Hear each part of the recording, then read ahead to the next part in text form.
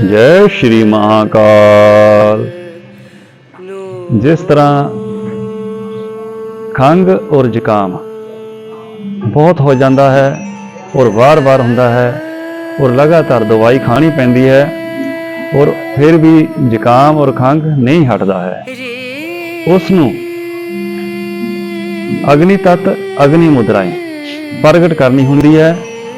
और जिस तरह खंघ जुकाम दे नाल फेफड़े बहुत भारे हो जाते हैं और साह खिंचमा आंदा है, साह बहुत ही भारा भारा आंदा है, साह लैण वेले तकलीफ भी होंदी है, उसनूं अग्नि तत्त और अग्नि मुद्रा प्रगट करके बहुत बड़ा लाभ मिल जाता है। और जो जुकाम और खंघ है वो ठीक हो जाती है। और उसकी विधि इस प्रकार है, जो अग्नि मुद्रा है उसनूं इस तरह अग्नि मुद्रा प्रगट करना होंदा है। इस तरह प्रगट करके अग्नि तत्त अंदर प्रगट होना शुरू हो जाता है और अग्नि तत्त नूं होर तेज करने लई फेफड़ियां अंदर ऑक्सीजन चंगी तरह भरनी होंदी है। जो फेफड़े है हल्के हो जाते हैं और खुल जाते हैं, ऑक्सीजन फेफड़े अंदर भर के और उसनूं रोकना होंदा है। जदों फेफड़े अंदर ऑक्सीजन रुकदी है उस दे नाल अग्नि तत्त अंदर फेफड़ियां दे प्रगट होंदा है। वो है इस तरह।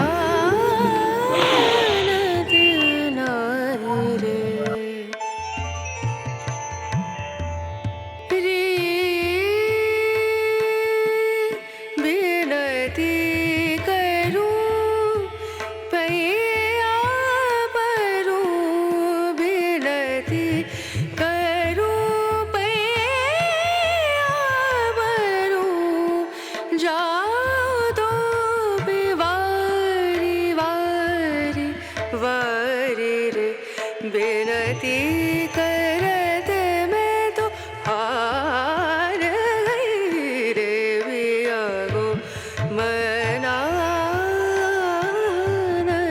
नहीं रे पिया को मना पिया को मना पिया को मना मानत नहीं।